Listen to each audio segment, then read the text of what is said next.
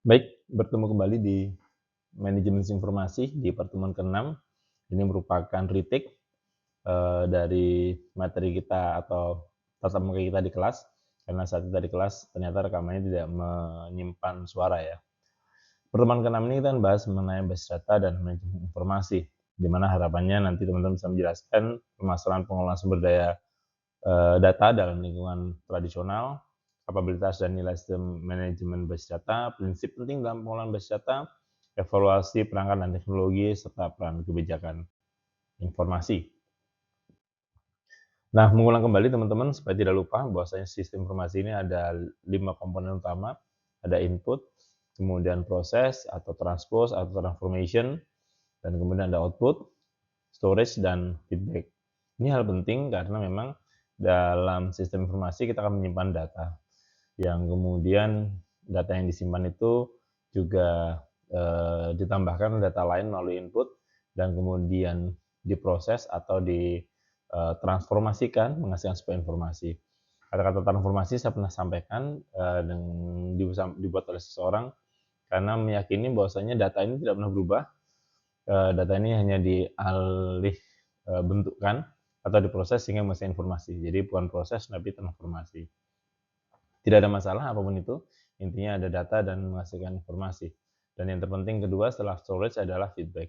Kalau input, proses, dan output, ataupun input, proses, storage, output, ini pada aplikasi bisa, namun feedback ini pasti tidak ada dalam sebuah aplikasi. Karena aplikasi biasa tidak menyimpan luaran dari aplikasi tersebut, dia hanya menampilkan luarannya. Seperti kalkulator tidak menyimpan hasilnya gitu ya. Itu mengapa dikatakan aplikasi kalkulator. Kita juga sudah belajar mengenai kompleksitas informasi di mana ada 3 komponen utama, TPS, Transaction Processing System, MIS, Management Information System, dan AIS, Executive Information System. Berangkat dari utama, informasi yang dibutuhkan seperti apa untuk mendukung pengambilan keputusan. Kemudian dari informasi itu kita tarik mundur informasi apa saja yang dibutuhkan untuk menghasilkan informasi rekomendasi tadi. Atau kalau tadi di awal, di akhir di AIS itu dibutuhkan rekomendasi, maka di MIS informasi apa yang dibutuhkan untuk menghasilkan informasi. Ditarik ke TPS, data apa yang harus kita kumpulkan dari user, dari pengguna, untuk menghasilkan informasi yang bisa digunakan untuk memberikan rekomendasi di AIS. Nah itu ya tarikan dari paling awal hingga ke utama. Itu mengapa saat membahas informasi, kita diharuskan untuk mempertimbangkan pada akhirnya informasi atau rekomendasi keputusan apa yang dibutuhkan. Baru kemudian kita tarik data apa yang perlu dikumpulkan untuk menghasilkan informasi tersebut dan tarik kembali bagaimana cara mengumpulkan data tersebut. Nah, pertemuan ke-6 kita membahas data sebagai aset strategis di beberapa bulan atau bahkan beberapa tahun yang lalu. Ada kutipan pidato dari Bapak Presiden Indonesia, Republik Indonesia yang ke-7, yang mengatakan bahwasanya data is the new oil gitu ya. Data adalah aset strategis gitu ya. Menandakan bahwasanya data adalah aset yang banyak diperebutkan ke depan, yang memang menentukan posisi sebuah negara. Negara yang memiliki data dan informasi terbanyak atau data yang bisa memegang data negara yang bisa memegang data ataupun informasi penting adalah negara yang menguasai dunia. Sehingga data adalah aset yang paling berharga. Bukan hanya untuk pencatatan tapi juga memprediksi kebutuhan. Oh, kira-kira kebutuhan cadangan atau kebutuhan emas ataupun minyak bumi ke depan di area ini seperti apa. Memahami perilaku dan juga meningkatkan kualitas layanan. Rasanya nyaman ya kalau kemudian kita login, kemudian sistem mengenal ulang tahun kita, mengucapkan selamat ulang tahun, atau sekedar karena sekarang sudah misalkan jam 5 sore, sistemnya mengatakan selamat sore Prasetyo gitu ya, apa kabar gitu. Itu rasanya sudah luar biasa aja kalau bisa sistem memunculkan tulisan itu. Itu meningkatkan kualitas layanan. Nah, terkait dengan ini kita akan kenal menggunakan database. Kita kenal menggunakan database. Saya tarik terus dulu paling bawah teman-teman. Saat kita mengenal komputer pertama, kita kenal komputer ini bekerja dalam satuan bit. Dari satuan bit, kemudian kita tahu juga bit ini yang kemudian diterjemahkan menjadi satu byte yang terdiri dari 8 bit. Gitu ya, 8 bit itu satu byte. Kemudian dari byte itu yang menghasilkan karakter, kita kumpulkan karakter-karakter itu dalam satu field, dan field kemudian kita kumpulkan dalam satu record, dan record kita kumpulkan dalam satu file. File ini mungkin bisa disebut sebagai table juga teman-teman, gitu ya. Dan juga kemudian akhirnya kita gabung dalam satu database. Database ini tadi yang ada di tengah gitu ya, yang untuk storage. Nah, prinsip data ada 10 teman-teman. Kalau kita mengenal di Dhamma BOK, Data Management Body of Knowledge, yang pertama adalah availability. Gitu ya. Prinsipnya adalah data harus tersedia bagi yang berhak. Jadi kita tentukan siapa yang berhak, dan untuk dia yang berhak, data harus tersedia. Data harus akurat dan konsisten. Gitu ya. Tentunya ke atas ya bagi yang berhak. Data harus terlindungi, data harus mudah digunakan, harus dapat dipercaya. Pengolahan data memiliki penanggung jawab. Nah, siapa yang bertanggung jawab mengolah data? Nanti di nomor 10, siapa yang bertanggung jawab untuk menjadi pemilik data? Stewardess. Yang ketujuh tadi, ada regulasi yang kita ikuti dalam rangka pengelolaan data tersebut. Jelas siapa yang dapat mengakses data, siapa dapat mengakses apa, transparansi itu. Kemudian dapat diaudit data, dan tadi saya sampaikan sebelumnya, selain ada penanggung jawab pengelola, juga ada pemilik atau stewardship-nya ini ya. Ini prinsip-prinsip dari data, gitu ya. Jadi kalau kita bicara mengenai Raji chart, nanti terkait dengan siapa saja yang kemudian terlibat dalam sistem, nanti datanya seperti apa, hak dia apa untuk mengelola, itu harus diperjelas. Nah, sebenarnya prinsip-prinsip data tadi sudah berlaku pada sistem lama ini, yaitu tradisional. Namun sistem lama ini memiliki keterbatasan, ya terpecah-pecah, sulit dibagikan, dan tidak konsisten. Misalkan nih kita menggunakan sebuah sistem, ya paling lamanya mungkin yang teman-teman kenal menggunakan Excel lah ya. Saat Excel itu kemudian dibuka di 2 tempat sekaligus, misalnya Anda taruh di drive D, kemudian di-share, sehingga dibuka di 2, 3 tempat, maka dia tidak konsisten. Perubahan yang sudah dibuat tidak akan terbaca di sana. Oleh karena itu sistem base data memungkinkan bahwasanya Anda untuk bisa mengolah data dan data itu konsisten. Itu juga konsistensi ini juga yang kemudian dapat terlihat dari bagaimana yang tersimpan adalah datanya. Tadi saya katakan proses itu oleh sebagian orang dikatakan sebagai transformation karena memang datanya konsisten tidak berubah. Organisasi dapat mengambil keputusan cepat jika datanya tersebar dan tidak sinkron. Ya, jadi seringkali ya, tolong kumpulkan data terkait dengan taruna yang tidak BIP ya, taruna yang sudah puasa gitu. Nah, kita harus mengumpulkan berapa tempat, berapa sumber informasi dulu. Nah, DBMS atau Database Management System ini mengubah cara kita mengolah data dari yang tradisional menjadi modern. DBMS ini menyediakan pusat kendali untuk data organisasi. Dengan DBMS, data menjadi konsisten, mudah dicari dan digunakan di berbagai unit tanpa duplikasi. DBMS ini yang kita kenal ada MySQL, kemudian ada SQLite, kemudian kita kenal juga SQL Server, Oracle, gitu, ini DBMS. Setiap sistem memiliki cara sendiri, intinya dengan ini memungkinkan untuk multi user dapat diakses bersamaan, tentu saja tetap menjaga prinsip-prinsip tadi ya yang diatur. Nah, model data relasional adalah model data yang paling sederhana banyak digunakan. Pada model data ini strukturnya jelas pada data tersebut. Struktur data atau kemudian table atau file tadi jelas, dari mana hubungan antar file itu juga jelas.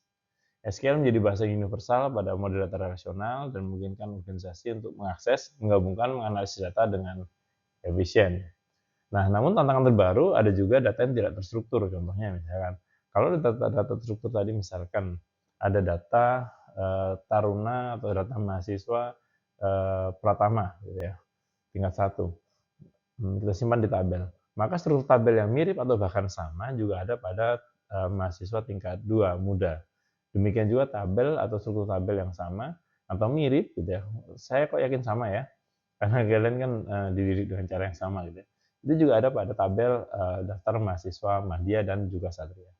Nah, strukturnya jelas, kemudian relasinya bagaimana terhubung dengan mata kuliah, setiap mahasiswa pasti akan terhubung dengan mata kuliah, gitu.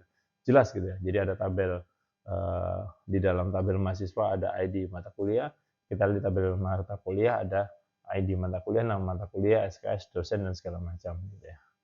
Namun ada juga yang tidak terstruktur, misalkan kita akan menggabungkan atau kita melihat apa hubungan bagaimana relasi antara tabel kita dengan video di YouTube. Di tabel kita dikatakan ada nama mahasiswa misalkan Prasetyo Adi. Di YouTube ada video yang dibuat oleh Prasetyo Adi. Nah, bagaimana menghubungkan keduanya ini? Ini tidak terstruktur. Dan itu yang menjadi marak saat ini dan menjadi tantangan. Di mana data modern berasal dari video, sensor IoT, media sosial, dan ataupun dokumen. Format yang beragam ini menuntut pendekatan baru dalam penyimpanan data dan analitik atau analisanya. Oleh karena itu, database modern itu juga ada multimodel, teman-teman. Menggunakan jenis database relasional untuk transaksi dan NoSQL untuk dokumen. Jadi seperti ini. Database relasional itu bagus untuk transaksi karena disimpan secara rapih, biasanya dengan normalisasi 2NF gitu ya. Namun saat kita ingin melakukan query atau pencarian data, terlalu banyak yang harus direlasikan. Ada union gitu ya, ada kemudian ada irisannya, ada join, left join, right join, gitu, inner join, wah itu luar biasa rumit. Sehingga saat kita melakukan retrieve atau pencarian cukup rumit. Nah, NoSQL adalah opsi yang paling tepat kalau kita melakukan pencarian. Jadi saat sebuah sistem itu lebih banyak opsi untuk read atau retrieve, maka database non-relasional atau NoSQL itu yang memang lebih tepat.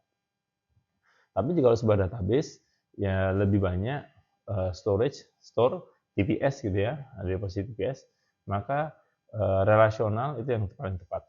Itu opsinya ya. Kemudian juga ada data warehouse sebagai sumber data laporan. Jadi data-data yang kemudian atau data informasi yang terstruktur tadi kemudian disimpan dan dibersihkan di data warehouse. Gitu ya, disimpan. Bagaimana kalau datanya kemudian belum terstruktur? Nah, itu kemudian muncul data lake, teman-teman. Untuk data mentah, skala besar, eksplorasi dengan bantuan mesin learning. Jadi kalau tadi ada data warehouse, untuk menyimpan data yang terstruktur dalam jumlah yang banyak atau besar, data lake ini untuk kemudian menyimpan data mentah berskala besar yang dia tidak struktur. Contohnya ada di big data, data IoT gitu ya. Ini data lake sebagai data mentah. Perkembangannya menggabungkan keduanya, lakehouse, gitu ya, evolusi atau penggabungan dari keduanya, data lake dengan data warehouse-nya sekaligus. Kalau nggak salah ada rekan di kelas Anda yang sudah mengimplementasikan itu untuk salah satu pusat siber di pemerintahan. Kemudian ada juga big data processing, gitu ya, teknologi seperti Hadoop, Spark, sudah pakai Spark ya waktu itu ya waktu praktik kerja ya, memungkinkan pemrosesan data dalam jumlah besar secara paralel. Teknologi membuka peluang untuk analitik dan prediksi data secara masif. Ini terkait dengan big data processing yang menggunakan teknologi seperti Hadoop. Dan selanjutnya OLAP mendukung analisis multidimensi secara cepat. Ini juga opsi teman-teman yang banyak digunakan, perlu dipertimbangkan saat teman-teman berhubungan ingin melakukan analisis multidimensional. Tapi kembali, opsi-opsi ini digunakan kalau memang data yang besar gitu ya. Kalau data yang masih sederhana ya relasional sudah lebih dari cukup gitu ya. Nah, selanjutnya machine learning untuk mengubah data mining gitu ya. Ini tren baru machine learning ini untuk prediksi perilaku pengguna, resiko, dan pola atau pattern yang dulu sulit terlihat kalau kita menggunakan mata manusia. Selanjutnya ada AI. Jadi ada machine learning berkembang menjadi AI untuk membantu proses membaca pola data, menjawab pertanyaan bisnis, dan memberikan rekomendasi. Nah, ini menjadi opsi utama saat penerapan bisnis intelijen.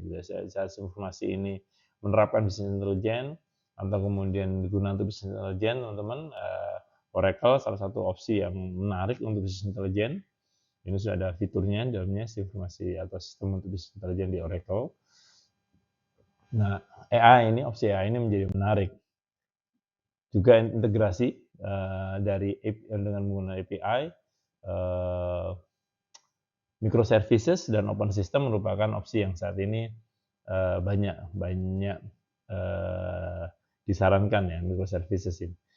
Open system ini bukan open system ya, microservices gitu ya. Jadi saat teman-teman membuat sebuah sistem informasi, nanti saat hanya dipilih opsinya adalah monolitik, ingat cenderung tidak akan berkembang teman-teman, tapi saat Anda menggunakan microservices itu akan lebih mudah perkembangannya. Jadi pastikan benar saat Anda memilih akan menggunakan monolitik, ini benar-benar pertimbangkan fungsinya untuk apa. Karena perkembangannya akan sulit saat Anda menggunakan monolitik. Kemudian data governance terkait dengan kualitas data, berhubungan dengan prinsip tadi ya yang sudah kita bahas sebelumnya. Dan yang terakhir adalah tantangan di data modern, di mana volume data ini meledak cukup banyak gitu ya, sementara sumber regulasinya semakin ketat, gitu. Sehingga diharapkan bisa mempersulit ancaman siber. Namun ya ancaman siber lebih canggih ya, atau mungkin semakin canggih. Jadi ada yang mengatakan bahwasanya perkembangan teknologi hacker atau kemudian pencuri ini lebih tinggi dibandingkan polisi atau yang menjaga ini ya, sehingga volume data yang meledak ini cukup menjadi tantangan untuk bagaimana regulasi melakukan pengamanan di tengah ancaman siber yang semakin canggih. Tantangannya adalah menyimpan, mengamankan, memanfaatkan data secara efektif gitu ya. Jadi tema-tema ini yang akhirnya akan banyak muncul di opsi teman-teman saat membahas informasi gitu. Bagaimana menyimpan, bagaimana mengamankan, dan bagaimana memanfaatkan data. Nah, organisasi yang mampu menggabungkan data berkualitas, BI modern dan AI akan memimpin transformasi layanan digital, gitu ya. Jadi BI bukan lagi sebagai kebutuhan, tapi budaya baru dalam pengambilan keputusan, gitu ya. Jadi BI ini bukan lagi sebuah kebutuhan, tapi budaya baru. Kalau budaya baru berarti semacam keniscayaan ya pasti, gitu ya. Satu hal yang memang bagus gitu untuk dalam pengambilan keputusan. Demikian teman-teman untuk materi kita terkait data dan informasi. Dari sini teman-teman sudah tahu bagaimana tantangan dari data ataupun ya data yang dengan pengolahan data tradisional. Kalau kita menggunakan file, tantangannya seperti apa. Kalaupun kita tidak menggunakan file, kita menggunakan database relasional, tantangannya seperti apa. Kalau dulu zaman saya tantangan pengolahan data zaman dulu adalah penggunaan Excel teman-teman ya. Seperti yang diskusikan di kelas, bagaimana sistem informasi database-nya berbasis Excel gitu ya. Kemudian saat ini sudah tidak seperti itu tantangannya gitu ya. Tantangannya sudah bagaimana teknologi tradisionalnya menggunakan relasional, sementara sekarang sudah banyak menggunakan NoSQL. Kemudian prinsip-prinsipnya tetap teman-teman, itu kenapa prinsip-prinsipnya dihubungkan atau diterjemahkan menjadi keamanan pada akhirnya. Demikian juga tren teknologinya hingga bagaimana microservices menggunakan API, AI dengan BI modern ini menjadi tantangan ke depan untuk banyak diterapkan. Jadi takeaway-nya seperti ini. Saat teman-teman membuat suatu sistem informasi, pastikan database yang dipilih adalah database yang memang bisa berkembang di kemudian. Juga selain pasti yang dibutuhkan ya. Dan tren ke depan adalah penggunaan AI dengan BI modern. Sehingga pastikan penggunaan machine learning, AI gitu ya, ini bisa nanti diimplementasikan ke depan saat pengembangan informasi yang teman-teman buat. Microservices gitu ya, yang direkomendasikan untuk nanti ke depan pengembangannya bisa lebih baik. Demikian teman-teman, kalau ada pertanyaan seperti biasa nanti kita diskusikan di kelas ataupun juga didiskusikan di forum diskusi di LMS. Terima kasih.